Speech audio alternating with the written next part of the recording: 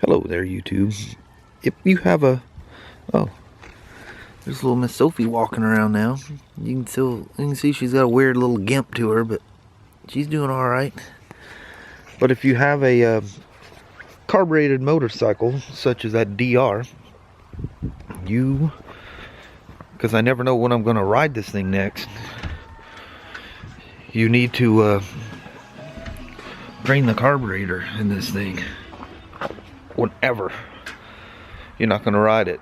Now it's a vacuum operated, just takes a flat blade screwdriver. It's a vacuum operated petcock, so don't have to turn the gas off if you don't have a vacuum operated petcock. If your petcock has an off position, turn it to off, because you don't want to be draining the float bowl and have more fuel just pour right back in. But let me swap you around here, and I just switch you to,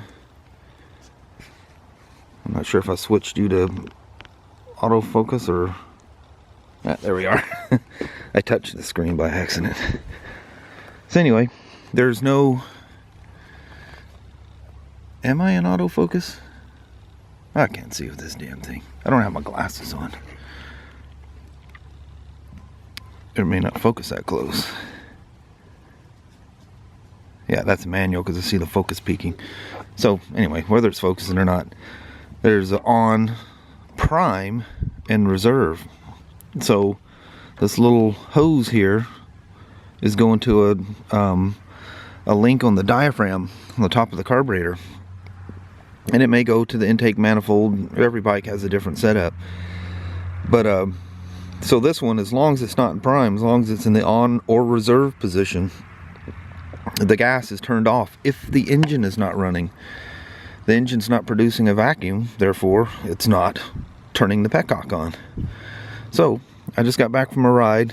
I took you guys along. I was talking about, you know, YouTube and goals with YouTube and what your thoughts are about different things. Anyway, just give her like a couple of turns out, and as you see, the fuel will simply just drain out of it. Now, a lot of them have a hose, and there is a nipple on this thing. I don't know where any small hose is, or I put a hose on and let it drain out, but you can see it just whistles out on the ground. Now let this thing cool off a bit, and if you can hear it, it's not completely cooled off. So that's actually quite, it's actually quite dangerous to drain the carburetor if it's not empty, or if the engine's still hot. That's one of the nice things about having the hose, is it'll just, you know, go down the hose. You can put it in a container or whatever. I just dump it right on the ground. Ethanol fuel evaporates so fast nowadays that it's no big deal. And usually there's a breeze out here and it even disappears quicker. But you have a choice. You can either leave this open and further air it out, or go ahead and seal it off. I seal them off. I just shake around to see if I can get a drip or two out of the carburetor. There's always a little residue floating in there. But for the most part, you don't want the float bowl sitting there with a bunch of fuel in it. And what's in there is not enough to cause any trouble. So the next time I go for a ride, I simply turn the petcock to prime, so I'm not wasting my battery. Because if you drain it and you don't have a prime position, you just have to sit there and wind the starter so that the petcock gets little pulses of vacuum and slowly fills your carburetor up. With a prime position, you just turn it on and it bypasses the vacuum setup and just turns the petcock on, fills the float bowl up. By the time I push it out of the garage, the float bowl's more than full. I switch it back to the on position, start the bike up, and right away.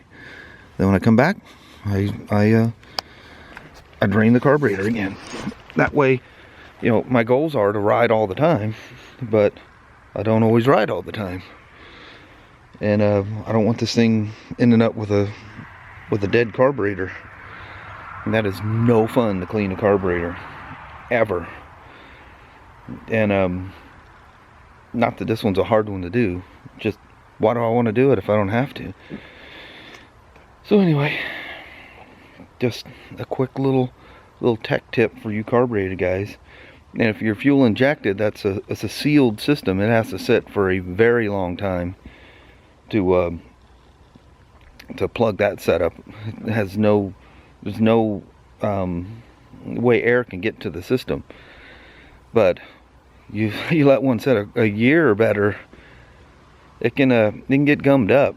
So there's other ways of depressurizing the system, and you can pull a lot of them. You can pull the high pressure line off and drain the fuel rail,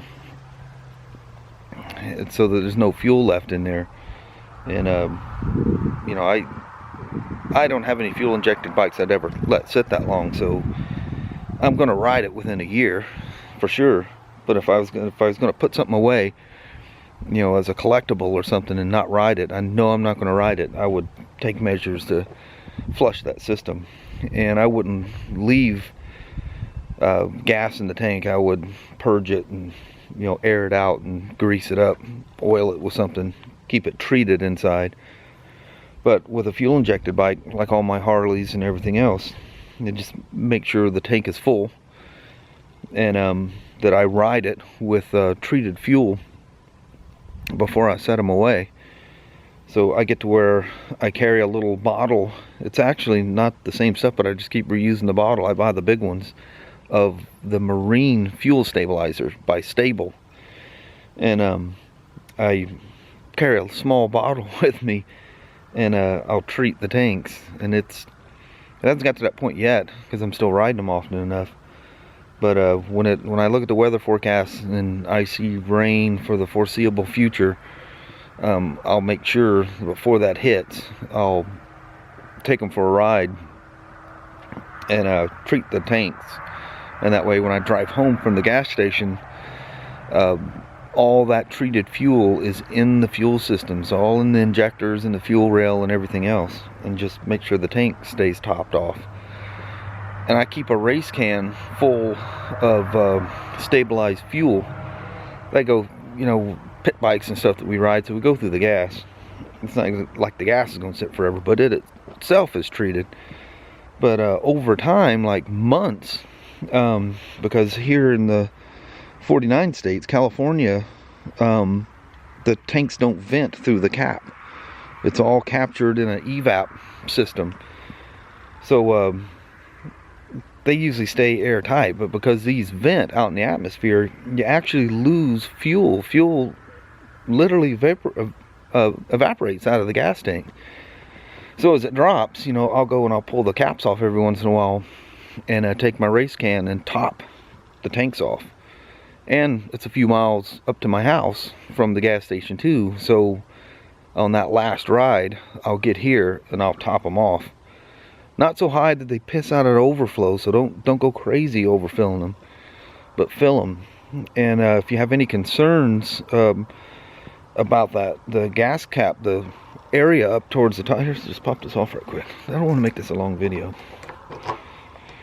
Flip you around here right quick to unlock you. But there's always this area around the top of your tank that is raw steel. Well, you don't want to fill up past this top ridge. You have to have that air pocket up in there. Anything above that, there's a line built inside your tank that'll overflow, so it'll purge itself on your way home.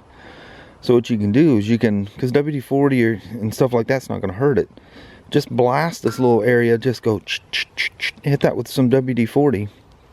You know, when you get home, top off your tank, so it's right at the bottom of that ridge, so the fuel's just right there. And then just hit this with some WD-40 and put it on. Because if you don't, even though your tank is full, it's protecting your tank. You don't want any air in your tank. Well, with these, you have to have air in the tank. There has to be that air bubble. If there's no air bubble in there, it can plug your vent up in your cap, and you can actually blow. Well, with a carbureted one, it's just gravity fed. But if you have a fuel pump, and the system doesn't breathe, it'll implode your tank. The fuel pump has enough power, it will suck your tank in.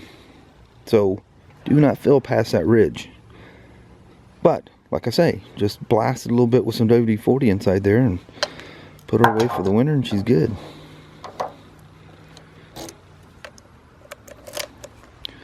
So if you guys ever want to take a peek, I know they're wrong colors, but that's the clock off of my Street Glide, and this is just a, I forget what that's for. Of course, it's not going to focus on it, but that's the temperature gauge, and this is a clock. And then I have another little digital watch. I don't think it's focusing. A digital watch underneath there. But what's nice about that is I can, in the wintertime, I can push down and hit the button and you can see what time it is. Anyway, I probably made this 11 minutes so far. A little tech tip on the DR. I don't plan putting it away, but I don't want that old fuel sitting in the carburetor, because the carburetors vent very well. So gas that evaporates can also, the ethanol will attract moisture. So the very thing that lets the carburetor vent well allows moisture to get in and will phase separate that fuel. Once it gets to 0.02% water, it phase separates, and the water molecules stick to the ethanol, fall to the bottom of the carburetor and become a highly corrosive acid. And where does your jets pull the fuel from? The bottom of the carburetor. And that's going to be the first thing that's introduced to your engine. Well, your engine can't run on that, so it creates all kinds of problems. Do not let your fuel be exposed to air and go through phase separation, unless you buy non-ethanol fuel, which it's becoming more and more available around here. It's very expensive, but it's available. But anyway, just some wintertime fuel tips. Fuel injected bikes, just make sure your tank's full and treated, and if you can, ride it with the treated fuel in there so that's in your fuel system. But it's very sealed off, so it's not crucial, but I would recommend it. Carbureted ones, drain your carburetors every year, every spring. I'd hate to think how much money is spent every spring by customers. I'd hate to think what the total of RO dollar amounts are, all added up every spring for carburetors we clean. Every one of them, same thing. Oh, you can drain the carburetors? Well, it's a big street bike. Every bike you can drain the carburetors on. Every single motorcycle you can drain the carburetors on. So a simple flat blade screwdriver will drain your carburetors. Oh, and by the way, and if it looks like it's a Phillips like that one is, use a flat blade. Don't try to use a Phillips on it, because they can be tight. All float bowls, some of them are just a flat blade, but some of them, if you look at them, they look like a Phillips. It's actually a Phillips, and you'll see one side is slotted for a flat blade. Use the flat blade, because you'll strip them out and now you're done, and that's impossible to get those things out. And if you're the first one to ever drain the carburetors, they are in there tight. Make sure it's a good quality screwdriver and you put some good pressure on it. Lean in there and they'll snap loose. But don't get in there sideways. You need to be straight on that screw, because the first time they're tight. Don't put them back in as tight as you took them out. They're done with a air gun at the factory by Makuni, Keehan, whoever puts them together. So remember that the first time they're on there tight. And then some of them, like Kawasaki's, use a 3mm Allen, and they're very easy. It's just you're gonna find an Allen that'll reach in there. Usually a little socket works best. But anyway, tip for the day. We'll see ya. It's getting cool out here, and I need to put the bike away, and got a video I gotta work on, so I got stuff to do inside. We'll see you guys. Bye bye now. I'll leave you with the scene of the DR. It's hard to flip this camera around. Alright. Thanks for watching now. Bye bye.